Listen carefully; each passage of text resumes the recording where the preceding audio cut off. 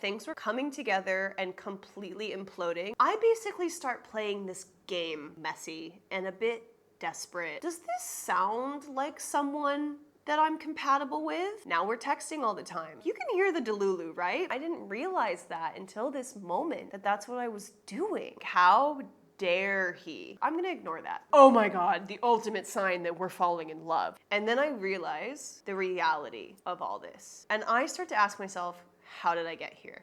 It's because this story isn't about him. Welcome back to How to Be You, a podcast where I tell you about how I am just figuring out every day how to be me in hopes that it helps you figure out who you are. I'm Sarah Simpson. I'm a body image coach and a self-love expert, which means that I know that sometimes this podcast requires me to tell stories that I am very embarrassed to tell, which is what we're going to be doing today. If you've seen the title of this episode already, it is one that I, again, am very embarrassed to tell, but it has to be told because if you clicked on it, if you're listening to it, you have probably asked yourself this question too.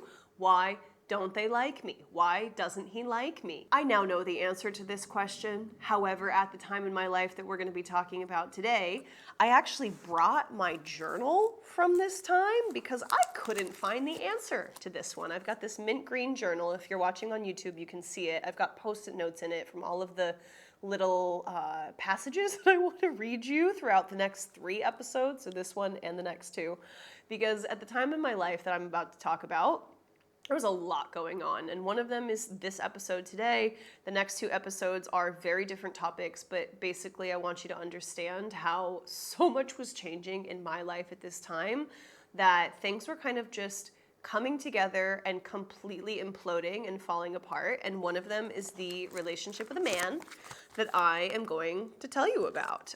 This was a big transformational time in my life. I can look back on it now and call it transformational, but again, I'm also embarrassed to tell this story because at the time, this transformational time was messy and a bit desperate and publicly messy and desperate sometimes as well, which isn't my favorite. But we learned a lot, and that's why we're here. So, yeah, summer of 2024. I was in Bali. I had been there for a year or so, and I met a guy. First mistake, right? Yeah. No, but I meet this person through a friend, and we don't meet in a romantic sense. We meet in a sense of like, oh, I run a coaching business by myself, and I'm looking to hire a consultant to help me with back-end systems and digital marketing. And I meet someone who's like, oh, I know a guy that does that, and I get introduced to him. And the person that introduces me is like, oh, this guy's super smart, he can help you a lot. And I'm like, cool, great. And I meet this person, this man, and he's super quiet, and I'm like, ooh, mysterious. And he never smiles, and I'm like, oh, he's so stoic. And he never really laughs, and I'm like, oh, he's just really focused. And like, you can hear the delulu, right? But at this time in my life, again, being able to say I'm delulu, that's a reflection. At the time, I'm like, oh no, I'm just into him. As soon as I'm interested in someone, my brain starts asking, do they like me? Why don't they like me? Can I get them to like me? Where's the evidence they like me? Where's the evidence they don't like me? Why don't they like me? Why don't they like me?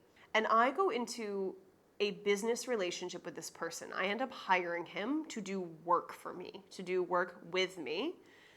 And the whole time, I get a lot of work done, but like I can't just get work done because my brain is like, no. But we also need to make him like you. And why doesn't he like you? Now, I mentioned already, he's very quiet, doesn't smile a lot, doesn't laugh a lot, doesn't talk a lot, like doesn't do a lot of the things that I do. Does this sound like someone that I'm compatible with? Like, I'm here yapping on a podcast to the camera so that you and I can have this conversation. I don't even know your name. And I, yapper, queen of the yaps, feel like I should pursue a guy. I feel like I'm compatible with a guy who doesn't talk. I basically start playing this game in my own head of like, how do I convince him to like me? And we worked together for 6 months. So over the course of 6 months, I go through stages of like, okay, level 1 of the game, get him to talk. And I work overtime to get him to talk to me. And he finally starts to give me some personal details. And then level 2 is like, okay, I'm gonna get him to smile. Not even with teeth. Smile without teeth. Can't even get him to smile with teeth. And I get him to do that. And then I'm like, okay, smiling with teeth, next level. Okay, laughter, next level. Okay, conversations that aren't about work. The reason I'm embarrassed to tell this story is because this is desperate behavior. It is also not very nice behavior. I don't do this anymore because it doesn't make me feel good, but also because I'm trying to change someone and not just accepting them as who they are from the start, right?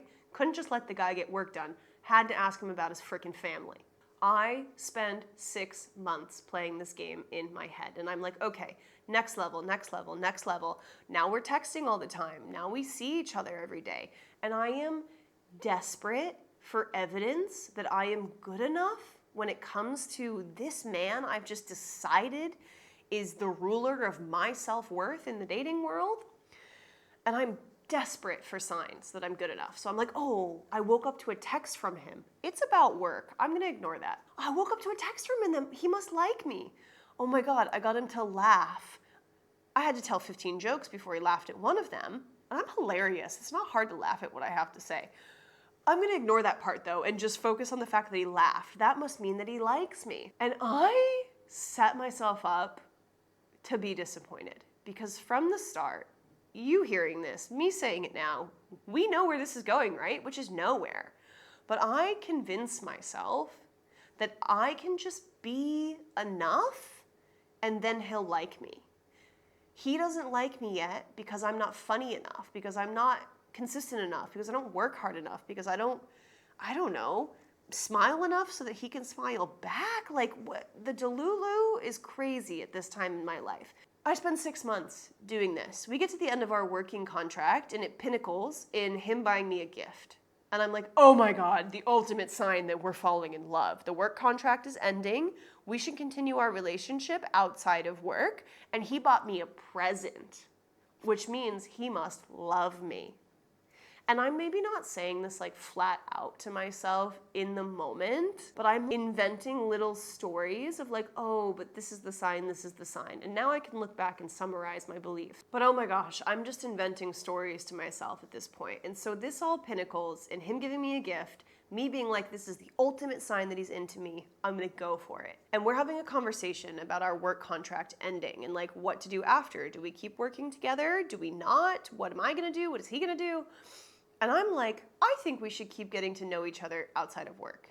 This guy has only ever been, I've only ever been a client to him. Like, it's just, again, the delulu. And he totally shuts me down. And he's like, I think we should keep working together, moving on. And I'm like, no. Back to what I said. I think something's really happening here. Like, I think we should keep hanging out. And again, he shuts me down. And I'm like, what the fuck? Like, how dare he? How dare he? He led me on. And then he leaves. And I'm flabbergasted. I'm like, how did that conversation just end? How did I finally bring this up? Everything was pointing in this direction. And now he's just completely changed his mind. And then I realize the reality of all this. I've already told you the reality. So the reality is obvious. I've been delulu this whole time. This is the moment in my life that something finally clicks where I'm like, number one, I'm choosing the wrong kind of guy for me. I'm chasing the wrong kind of man. Number two, I am setting myself up for disappointment. What the heck is going on here? And I am heartbroken, flabbergasted, at a total loss of what to do next, that I'm like, I need to figure this out because he just walked out of here totally just leaving me hanging. I thought something was going on. Seems I've had the wrong idea. And I start to ask myself, how did I get here? If I'm really honest with myself, how did I get here? Because if you're listening to this still, if you're not bored by this story, I know that there's probably some time in your life where you've done something similar, right? Like you've wanted to believe so badly that you told yourself the signs were there. And fair enough. You wanted something badly, and that's beautiful. But what I realize in this moment, how I got here, is that I set myself up for disappointment. I chose someone who wasn't right for me, That's why he doesn't like me. But we so often set ourselves up for a familiar disappointment in order to confirm a deeper limiting belief, or a deeper belief, but in this case, a very limiting one of like, I will not be chosen, I am not good enough. Even though we're telling ourselves that we're actually pursuing something like a relationship or dating. There's often a deeper reason why we're pursuing this goal. In my case, it was a relationship with this person. And in my case, the reason for pursuing it was actually my brain subconsciously looking for evidence that I'm not good enough. Why doesn't he like me? Because he was never right for me. Why did I choose him? Why did I like him? Why, do I like him? Did I just tell myself I like him? These are the more important questions to ask. Why do I want this? Who made me want this? What made me want this? And is it who I truly am to want this? Who I truly am, that I didn't realize until this moment, is someone who does not want a relationship with someone who barely talks to me and makes me feel so confused. Who I want to be in a relationship is someone that doesn't have unrealistic expectations for the other person to be more than they are or different than they are. Because the other thing I'll say is that it's not nice, again, to try and change someone to be who you want them to be, to fulfill some belief you have that you're not good enough. And I didn't realize that until this moment, that that's what I was doing. But our brains, they are so sneaky and they sabotage us in things like dating or friendships or health. So often I see this all the time in clients of like, why didn't he like me? Why did I choose a guy who was never right for me in the first place? What is the deeper belief that's being confirmed, being proven by this? And is it actually a belief that I want to carry? So I get to this moment where I feel heartbroken and I realize that I've broken my own heart. I've just made him a pawn playing out this game with myself. I told you it was a game. It wasn't a nice game though. It was a game of proving to myself that I'm not good enough. I've made him a pawn in that belief that doesn't make me feel good and not making him feel good or comfortable in the process. We do this because it's familiar, but we need to change it in order to feel something that feels better. And oftentimes when we change it, we stop these patterns of choosing the wrong person or the wrong thing or the wrong job just because it's familiar. To be rejected, to fail, to feel like we're not good enough, it is really uncomfortable to choose differently and to choose better for ourselves. And that is what I have to go through next. The next 2 episodes are also going to dive into how I had to choose that in friendships and in my health, but this chapter of my life, this journal, oh my gosh, is so much of me realizing what is actually right and wrong for me. There's a passage here, oh my gosh, so clear of like, now that I've let this idea go, that him and I should be something, I am realizing that we were never right for each other in the first place. I've created this idea of who I want him to be because I have this idea of who we can be together, and it's not real. But sitting in the discomfort of choosing someone better makes me sit with the idea of like, oh my God, if I choose someone emotionally available, then I have to be emotionally available. If I choose someone who's energetic and fun, then what if I'm not fun enough and energetic enough to keep up? Like all of these other little beliefs of not being good enough, we now have to sit in when we're in a situation where we do have what's better for us. And that's really uncomfortable. I fell victim to my own pattern of choosing someone who was never gonna like me, not because I'm not good enough, but because we're not right for each other so many times. And I tell you this story because I'm sure there's a part of your life where you are setting yourself up to be disappointed because it feels familiar and therefore in a way that feels safe. But if you have any feelings in you, in your life of I want better relationships, I want better friendships, I want a better job, I want a more exciting life, I want a more honest life. If you're listening to this freaking podcast about how to be yourself, that tells me that there's a part of you that isn't being honest with yourself about who you really are and what you want. And that everyone does it. But oh my gosh, me pursuing someone who was never right for me, that was me not being honest with who I actually am. Who I actually am and what I want in a relationship, oh my gosh, that person is absolutely a million times over good enough. But I chose to perpetuate this belief that I'm not. This isn't a story about a man. I haven't given you all of the juicy details of my dynamic with this person. I've really tried to skimp on that for a reason. It's because this story isn't about him. This story is about me and who I made myself become in order to fit into someone else's idea of good enough. This is not about the man or the job or the place that you keep yourself stuck in. It's why you keep yourself stuck. And oftentimes we keep ourselves stuck or small because of this idea that that's who we're supposed to be or who we have to be, that we don't deserve more. And this experience showed me what I do not want to experience again, which is feeling like my love is unreciprocated, like I'm not good enough to be chosen. That's not a story that I want to live anymore. But I realized in this moment, oh my God, I just self-sabotaged again. I just did it again. Choosing the familiar path will often give you that feeling of safety, but it will also so often set you up for the same outcome as the last time you chose it. This guy's just like my ex, literally just like my ex. And I broke up with my ex for a reason, and then I chose that pattern again. Same thing we do with jobs, in relationships, in friendships. It's exhausting. And if we want a different outcome, if we really want a different outcome, we have to choose a different path. We have to choose to break the pattern and go into the unknown and the unfamiliar. Even if it feels good, it is scary sometimes. And so if you're asking yourself, why doesn't he like me?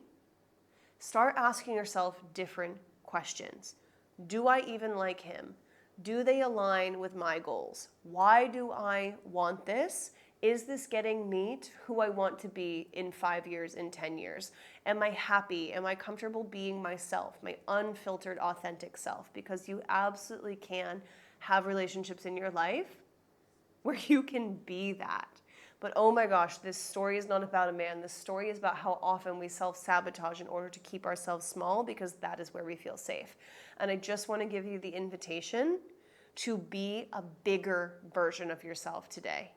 Be the more honest version of yourself. Be the louder version of yourself. Stop trying to shrink yourself into what you think other people want from you, and stop asking other people to tell you that you are good enough, because you already are, but you have to believe in yourself. In the next couple episodes, we're going to dive into a lot of other ways that I learned this lesson. We're also going to talk about my relationship with men in a much bigger picture and how I stopped hating them, how I stopped choosing the wrong ones, and how I started to like them again and start dating again. That will come in a couple episodes as well. It's a very important conversation. But what I want you to remember today is you don't need to shrink yourself in order to be loved, in order to be chosen. The right person will love you for exactly who you are, not who you're becoming. And you deserve to love and accept yourself, to be yourself exactly as you are right now, because that is all we have. I will see you next time. Love you, bye.